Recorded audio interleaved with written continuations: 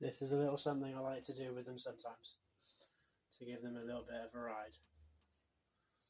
Let's take this and I'll start spinning them around. They seem to rather enjoy it.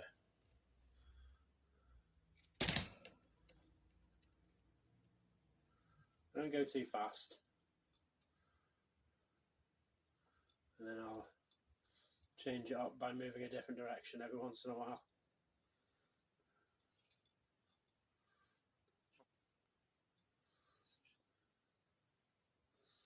They seem to enjoy it.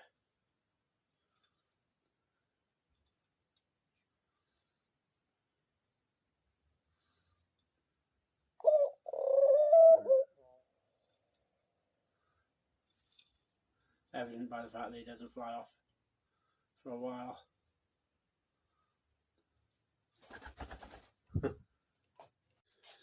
And they don't get dizzy, because this is him literally like 2 seconds afterwards.